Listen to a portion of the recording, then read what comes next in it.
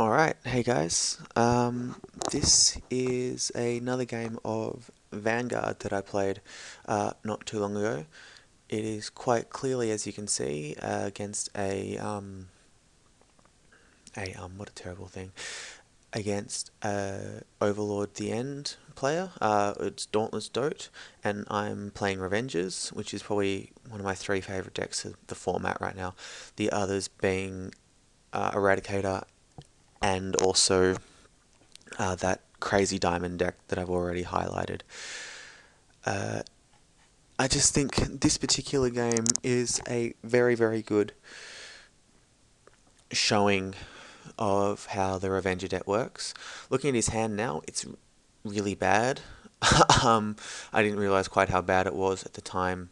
Uh, it he didn't I don't know, he didn't show that sort of weakness in how he played. Like he didn't call a DotE or something like that until a bit later in the game. I think he was just trying to get the stuff going on. So as you can see, my first two attacks have led to a heal trigger, and the first one of his has as well.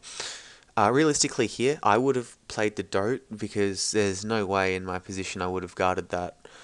Uh, the earlier in the game it is, the more likely your DotE is to go off.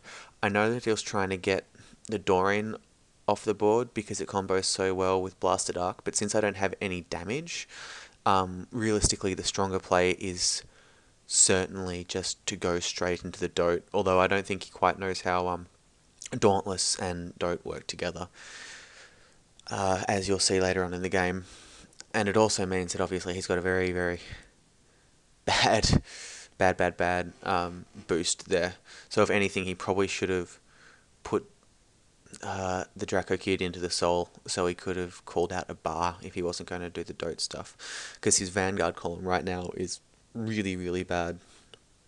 And I'm just doing minimal stuff to apply pressure and keep things going. And I get a draw trigger on that damage. He swings there for huge. I get another heal. It's not active. So it means I've got one heal left in deck, which is not very nice. Tatu is arguably, I think, the best card in the deck, just because it gets you your Doreen, or it gets you, a booster, a Masquerade, or something like that. And it just straight up can win games through advantage and with Raging Form. So the game is quite standard here. I believe I'm going to intercept with Tatu at some point. He's obviously going to go for the multiple trigger check things here. I still don't quite know why he's kept two DotEs in his hand. You're only ever really going to get it off once in this sort of circumstance. So I take that first hit, knowing that he'd either be forced to Overlord or Dauntless. He chooses to Overlord, which I was moderately surprised about, but I think that was probably the better go. He thinks he can break ride here. The thing about Dauntless Drive is that it actually can't. I know it doesn't really say here, but if you go to the Wikia and look at the direct translations and what the thing actually says, and you can even just look at the symbols on the card itself, it can't read. It can't restand if the Vanguard has already stood that turn. So you ride the DotE over it, that's not counted as a stand.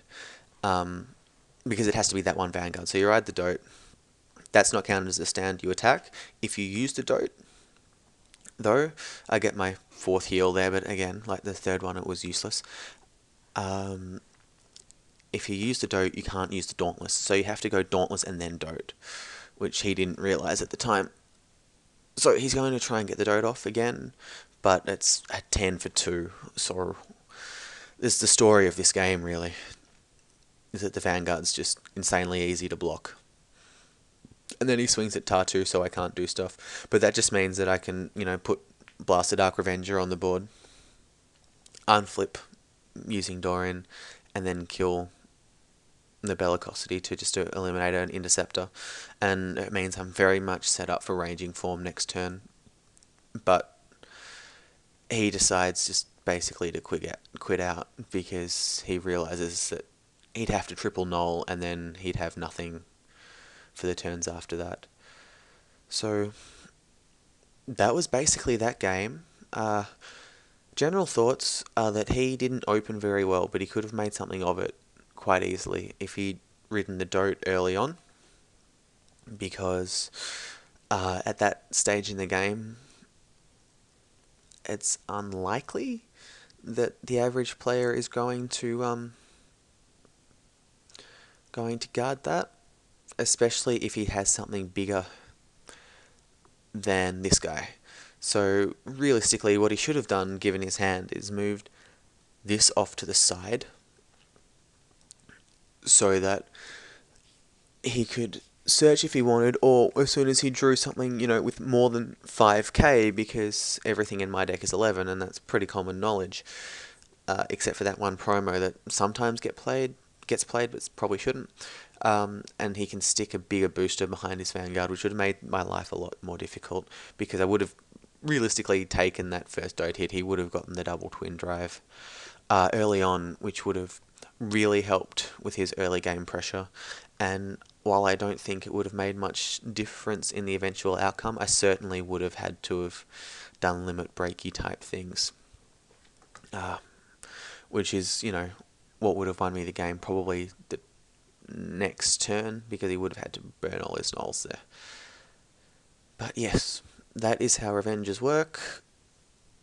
There's lots of calling, there's lots of things that are traditionally Royal and Liberator, and Shadow Paladins used to do it as well, but I think this is the deck that does it the best. The whole targeted calling of Tatu and, where is he?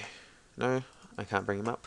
And Mordred on the break ride is really, really powerful, and obviously you just run 2 of her, because a 10k booster is kind of nice for the first attack to put it up to 21 and then 21 again. Alright, like, rate, comment, and subscribe. That was Revengers versus Dragonic Overlord, the end. Enjoy, guys, and I will see you later with another random Vanguard video when I feel like doing one. Have fun, have fun.